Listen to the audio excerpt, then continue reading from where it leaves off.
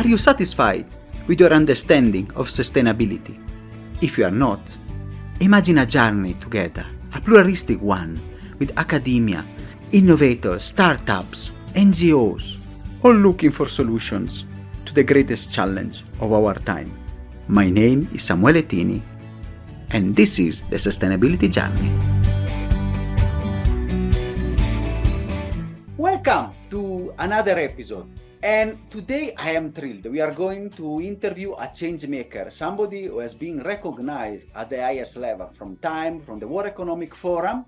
I'm very pleased to welcome here Tristan Lecomte, who is the founder of Second Life and the Pur Project. Thank you so much, Tristan, for being here with us today.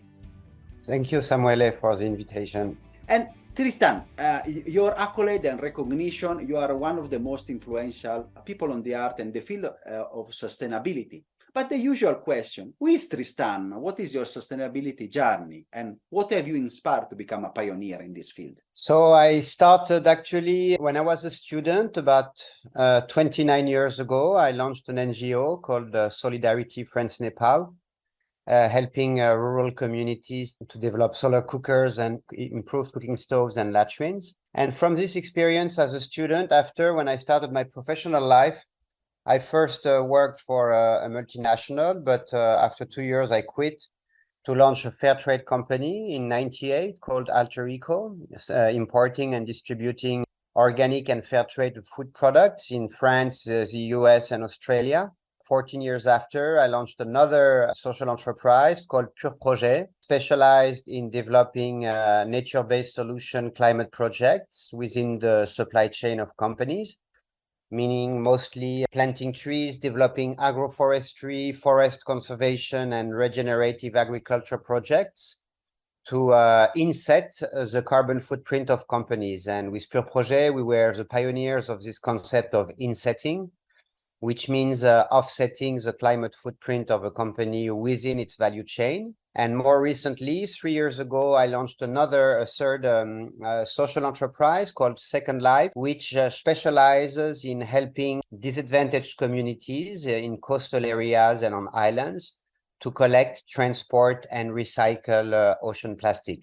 You have been able to discuss and see the two words, like the not-for-profit and also the language of businesses, and also your experiences with Paris and Harvard Kennedy School. How did they shape your understanding of sustainability, business practices, climate action, and really helping you creating and developing your entrepreneurship skills? Yeah, it's true that in the field of sustainability, there is various players, NGOs, public institutions, social enterprise, and companies who engage together in partnership to develop projects. On my side, I've always been specialized in working with companies, helping them to engage in the sustainability journey by integrating social and environmental innovations, such as fair trade, carbon offsetting and insetting, and ocean plastic collection. I feel the different players are very complementary between NGOs. NGOs, to me, are very well adapted in the cases of emergency or to do advocacy campaigns. And social enterprise, we've seen them rising more and more to propose solutions that companies can integrate with their business practices. So in my case, indeed, coming from a business school and having started the first venture as a social enterprise, I kept developing different models under this kind of status. And I think that all are very complementary. I see that it's more and more difficult for NGOs to raise funding because companies have more and more scrutiny over how they give grants. And more I see the sector developing via the sale of environmental or social services. And in my case, I've chosen the second model. I want to take a step back. You said you started as a student working in the space that also as in my daily life, I can see the cook stoves, the work, the trees, and then you have worked in the nature-based way and you evolved there. So you have a huge experience in agroforestry, regenerative agriculture in your projects. Those are practices that we have discussed also in the podcast. Many people now they are starting. We really feel that regeneration is what we need also for the planet. So how these practices really contribute to the climate change mitigation and what benefit they offer also to the farmers that are at bottom and the investors that they really plug in there. So in my case, indeed, I've always done projects in partnership with grassroots communities because Fairtrade, as you know, helps small-scale farmers gather in cooperative and sell their product and develop environmental and social projects. With Pur Project as well, we work almost exclusively with small-scale farmers. And as well with Second Life, we work with grassroots communities. And we connect them with companies who want to contribute to generating social and environmental impact. So I think there is a strong complementarity between companies on one side and projects on the other. Regarding regenerative agriculture, we started with agroforestry because I started actually to plant trees with our suppliers of cocoa when I was managing Alter Eco, the Fairtrade company. And we became with Pur Project experts in planting trees in agroforestry models, mostly in combination with coffee and cocoa. So this is a model of regenerative agriculture. Yet lately, in the last 2 to 3 years, we've seen a new movement rising about regenerative agriculture that is wider than just agroforestry. Agroforestry for coffee and cocoa, we mostly apply it to small-scale farmers, as I mentioned, whereas RegAg, regenerative agriculture, now proposes practices even to large-scale farms. Regenerative agriculture consists, for example, in covering the soil, in rotating the culture, in reducing the depth of the tillage, or in developing hedge grows. So practices that can be adopted not only by small-scale farmers, but as well by intensive agriculture exploitation. And so we see with Pur Project that we do mostly agroforestry in tropical countries in partnership with small-scale farmers, and regenerative agriculture projects more in Europe or in the US and Canada with mid-size or larger farmers. So RegAg, apart from agroforestry, is a rather new movement, and it's very encouraging to see that now we have solutions to propose to very large-scale agricultural exploitations, whereas before we were mostly focused on small-scale farmers. And it's really interesting because as we need to change our food system and the way we produce, it's really the complementarity of the work. And you have mentioned a lot the Pur Project, your fast, important project. You have founded it in 2008, and you have been one of the most successful ventures. You have developed a lot of projects around the world. You have mentioned that you have started and developed there the concept of carbon insetting. How it differ from offsetting, what is it, and how you have developed? So carbon offsetting means developing a project that will reduce or sequester carbon in order to compensate for what companies cannot reduce in terms of carbon footprint. These projects can happen anywhere. And the difference with Insetting is that with Insetting, we develop the project within the value chain of the company. So usually it means we plant trees or conserve forest or develop regenerative agriculture practices with the suppliers, with the agricultural suppliers of the companies. And we feel that this type of project that is integrated in the value chain of the company is more legitimate because it's transformative of the practices within the company. And as well, as you may know, now there is a new standard to engage company in carbon offsetting. It's called net zero. It is composed of 2 components. The SBTI, sorry, there is a lot of acronyms. So SBTI is a science-based target initiative. It encourages the company first to reduce within its value chain. And you see that Insetting is very interesting because as Insetting happens within the value chain, these efforts can be considered as reduction and integrated in the SBTI trajectory of the company, which shall be the priority. And then the second component of this carbon framework is net zero, where the company can buy credits for what it can't reduce in order to reach a net zero position, whereby the reductions plus the compensations is equal to zero when deducting with the emissions of the company. And so Insetting is really a breakthrough and is now being recognized by these major frameworks as a priority, maybe the best way to engage for a company, because before, often carbon offsetting has been criticized, and for a reason, because some companies may have continued their business as usual, so they didn't transform the way they were producing or importing or distributing products, and they were just buying offsets which were not related with their value chain. So it gave the idea that we can continue to pollute because we buy offsets on the other side, and we understand that this is not a very virtuous circle. Whereas with Insetting, the change happens within the value chain of the company. It transforms the agricultural practices, it reduces the footprint of the company, and it helps as well the company to offset the rest by planting trees. This is as well a very important element, the difference between planting trees or, for example, buying a solar panel. If you do an energy project, like you fund a solar panel or a hydroelectric power system or a windmill, it's great, of course, but you just reduce the emissions of creating energy. You don't sequester the excess of carbon that you've put in the atmosphere. Whereas with planting trees, you really sequester because the tree absorbs the excess of CO2 in its trunk and stores it. So that's why for the net zero framework, it's mostly carbon sequestration, so tree planting that has been put to the forefront. And for us, it's a great news because it gives more credibility to the framework. It encourages companies to reduce first, and then to sequester the excess of what they have not been able to reduce.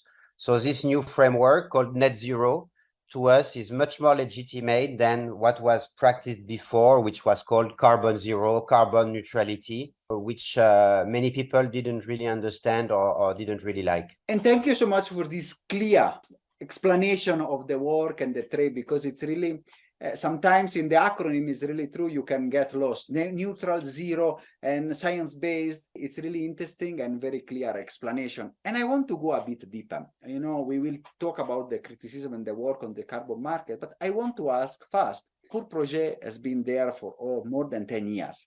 You have worked with trees in many countries. So can you share some impactful projects that you feel that are really transform and really you are really proud of? But one of our projects in Peru, I started by planting 5,000 trees in partnership with small-scale cocoa farmers. This was to offset the Alter Eco company. And from there, we have had many companies, many more large companies who wanted to join. And now in this project, we help the farmers to plant 5 million trees. So it's quite successful. We see the benefits of trees for farmers because they regenerate soil, water conditions. They protect the cocoa crops from extreme climate events. They diversify the revenues of the farmer. So the trees have really multiple ecosystem and economic benefits for the farmers. They generate wood, medicinal plant, fruits, and these environmental services for farmers. And beyond the plantation of 5 million trees, in the same area, we've helped the farmers to protect an area of 400,000 hectares, which is still forested. It's a native forest. Thanks to a RED Plus project, it means a forest conservation project that we fund as well with the issuance of carbon credit. And based on this conservation project, we helped the Peruvian government to bring an area of 2.4 million hectares at the registration at UNESCO as a biosphere reserve based on the model of our conservation project. So I'm really proud of this project because we can see that from a very small initiative, like planting 5,000 trees for a small Fairtrade company, we have been able to gather a lot of interest and support from larger companies. And in this case, we've been able to plant 5 million trees, protect 400,000 hectares. At the last verification, there was no more deforestation within the conservation area, which is a great achievement. And we see that now the perspective is to be able one day to cover the 2.4 million hectares of the UNESCO Biosphere Reserve as registered by the Peruvian government. So it has this project has the potential to become regional or even national. We have now the objective to plant 50 million trees in this project, thanks to a fund that we are creating now with a partner. And the objective like that is to really go very large scale to cover the whole area of the supply chain where various companies source cocoa and coffee in this case. So you see what we want with Pur Project, it's really to scale both the engagement of companies and as well the transformation of territories in the areas where we operate. Because when you do a very large scale project, you can internalize what is called the carbon leakage. Carbon leakage means if I plant 1 hectare, just 1 hectare of forest here, maybe then people will deforest 1 hectare next door because they will need the area. So finally, my impact is 0. But if you do a very large scale project over a whole region, you contribute to change the mindset of people. And you won't have people changing their house 50 kilometers further to cut the trees. So it's called internalizing the carbon leakage. And that's why we feel that very large scale project where we have a permanent presence and where we can internalize the carbon leakage have much more impact than small projects. So now with Pur Project, we focus on 15 very large scale projects like that in Peru, Colombia, Indonesia, Thailand, China, Ivory Coast, Ghana, Ethiopia. We have decided really to focus our attention because, for example, in Peru, we have more than 30 employees in the field, plus about 50 from the various co-ops that we work with. So of course, when we have many more employees, we can monitor and make sure better, and we can make sure our project has a better impact. And it's fantastic achievement, I might say, and really you can see the scale and the work of regeneration that you are putting there.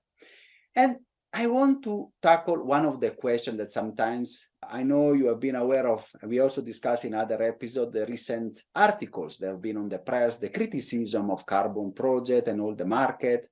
Some people they are calling for outright ban of it because it's bad. So I want to ask your perspective of that, especially also one of the criticisms sometimes is the community, the participation of community, how they are ensured their voice are, what sometimes one criticism is they have the lower part of the stick, people and investor, they exploit. And some people go to extent to say carbon trade is colonialism 2.0. So which is your perspective on that and how also they can be improved, the carbon market, especially the voluntary one? So it's true that there is a lot of criticism on the carbon market and many of it is true, but there is 2 kinds of families in the carbon market. There is a family of traders and very large scale projects which were sold between $1 and $5 per ton, which indeed have almost no impact. It's a diversion of the carbon mechanism. Carbon is made normally to help people to develop an environmental project that they can't fund by themselves. This is a notion of additionality. But many big companies in China, India, and other countries have been using this mechanism just to make their project more profitable, whereas they didn't need the money from the carbon to do it. So there is an additionality problem. The project would have happened anyway. And because of that, they can sell the carbon at a very cheap price. And indeed, when you buy a credit like that, you have no impact or almost no impact. It was done in 2016, saying that 75% of the projects have no or very little additionality. This is the main issue. The companies buying carbon credit at $1 to $5, they know that it doesn't make much impact, but what they want is to have this claim of carbon neutrality or something. And so indeed, this has to be denounced because it's a deviation, even a fraud. That's how we see it. In the case of Pur Project, we don't do that. We are not a trader. We are a project developer, and we only develop projects to sell them directly to the companies. There is the issue in the trading sector as well that often you have many intermediaries, and so no money or very little money arrives in the field. In our case, 70% of the money we are given goes in the field to invest. And we do that only with small-scale farmers, so it ensures that there is a real additionality. Because the small-scale farmers cannot plant the trees without our help. They don't have money and they don't have the technical knowledge to do it. So you see, it's very different from the first case that I was mentioning. In our case, we sell the carbon credit around $20 to $25 these days. So you see, it's much more than $1 to $5. And with 70% invested in the field and only in partnership with small-scale farmers, this is how we can ensure that we have a real impact when we sell carbon credits, because we invest a lot for people who are disadvantaged, and we monitor. Our projects are over 40 years, so it's very long-term project. We have to monitor the sequestration of the carbon for at least 30 years. So since we work with more than 50,000 farmers, I cannot guarantee you that the trees in the 54,000 farmers farm grow perfectly and that everything is fine. We see various issues, of course. Some farmers die, some farmers sell their farm, some farmers don't want to keep the trees, but it's usually limited in the total amount of beneficiaries.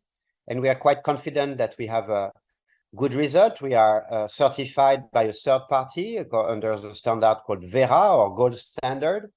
And they come and this third party check the quantity of carbon that is sequestered, and they deliver the carbon credits to the Verra registry. So we are not in charge to, we do an accounting of our project, but it's controlled by a third party. So in our case, I see that there is many safeguards to ensure that there is strong additionality, money invested in the field, permanence as well on the long run, because there is a check every 5 years. It's not perfect, but I think we have to keep this methodology because it's really helpful, and it's the only one we have today to do something for climate action. If we put the carbon offsetting or insetting in the trash today, what will we do? We have a huge challenge with climate change. So I think we really need to continue with this methodology. But it's true that we have to tackle an issue. It's the people who abuse of the carbon methodology, who don't use it for the proper reasons, and who dump on the market huge amounts of very cheap credit that have no impact. So I really like the concept of additionality and the world, because it's really also bringing an awful lot of different benefits for farmers, diversification, improved food security, improved yields for farms, and increase also biodiversity in the environment, which is also the way. Carbon is not the North Pole or the North Star, we say, is an ally that can help really bring in transformation. And this brings another the question of your second and more recent work. So you have seen now, you have mentioned the climate crisis. Now we have also the work with the plastic is another enemy that we need to tackle. From the past 50 years, we have seen an increase. We know the Pacific Ocean, a big island as bigger than Texas, and we all know the issues. So Second Life was born really to tackle this issue on ocean plastic. How does it work? And why you have did it, and what are really the objective of these new initiatives? So Second Life works a bit like Pur Project. We work with communities of disadvantaged people, except that for Second Life, we don't work with cocoa or coffee farmers. We work on the beaches. Started in Thailand, and we supported as well collectors in Indonesia. We have developed a model which pays the local collectors a higher price or an incentive to collect any kind of plastic, recyclable or non-recyclable. And thanks to this incentive, they are incentivized to collect it, whereas normally they would burn it or landfill it, or it would go back into the sea. So by giving a price to this plastic, we encourage them to collect it, to transport, and then we make sure it's being transformed into pellets, which allows the recycling of the plastic into new products, bottles or t-shirts or stuff like that. So we started 3 years ago in Thailand. Last year, we collectors to collect more than 2,000 tons. And it's a bit like for carbon credits. It's called plastic credit. And Verra, the organization developed the main standard for carbon offsetting, has developed a plastic reduction standard. which sets the rules for projects. And we were the first one to be certified globally 1 year ago with our project in Thailand. So we were really pioneering the way. And so our clients are companies in the cosmetic or consumer goods sector who have calculated their plastic footprint. They already pay for the legal tax for putting packaging on the market. And in Europe, there is a green point, for example, in most of the country. That is a tax to oblige companies who sell products with packaging to pay for the collection. But with Second Life, they go beyond that. They extend their producer responsibility by funding an additional project covering partially their plastic footprint or fully their footprint in order to help Thai people who don't have enough money or a system to collect and recycle to be able to do it. So for example, Caudalie, it's a French cosmetic company. They use 500 tons of plastic per year. And so they buy 500 plastic credits corresponding to the collection, transport, and recycling of 500 tons of ocean plastic in Thailand. I can imagine it also help develop an industry in the country and really also be an enabler also to increase recycling, especially as my case here we have in Africa. Sometimes recycling and work and collection is still something that we need to have and is also a possible way to increase circular economy. Which are the milestones within 3 years? You have already mentioned that you have reached with Second Life. Where do you want to take it? So our goal is in 7 years to be able to cover all the remote coastal areas and islands of Thailand. So there is a potential of 50,000 tons per year to collect and recycle. But for that, we need more partners, more companies to engage. We've seen that we can scale up very quickly because when you give a value to plastic, many collectors are interested to collect it and bring it. So now our main bottleneck is to find more clients. So we are in discussion with multinationals in order to be able to cover all the needs of the collectors in Thailand. Interesting. And then are you also helping to scale in other countries, like in Africa, for example, or other area, or for now you are focusing mainly in Asia? No, we will focus only in Asia because 90% of ocean plastic come from Asia, from 6 countries, of which Thailand. So we started as well in Indonesia, and we may scale up in Indonesia, but for now we stay focused in Thailand. And for all your work, recognition have come. Of course, you have been a pioneer in this field, working in this field for years, and Pur Project and now Second Life are really transforming lives, even at the bottom of the pyramid at the grassroots level. And for that, you have been named social entrepreneur with the World Economic Forum. You are amongst Time 100 most influential people.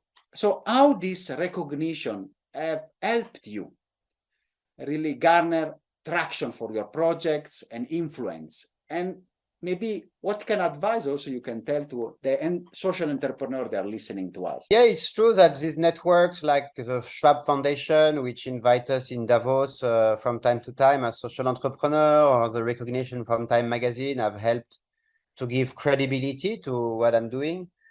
When I started in 1998, the word social entrepreneur didn't exist. Sustainability had just been created. So it helped me at that time to make people understand that what I was doing was serious. Today, there is a broad acceptance from society that we need to change and to innovate and to find new ways to produce and to consume. But this kind of recognition are still, and networks are very helpful.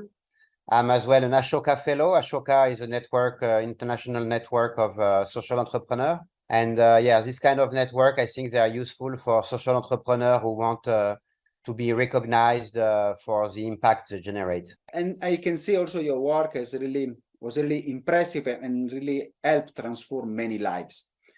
And I'm sure we want to continue and discuss. For sure, we will discuss more. Maybe in other episodes, we see Second Life. I will be in 1 year or 2 years to see the impact and the scale.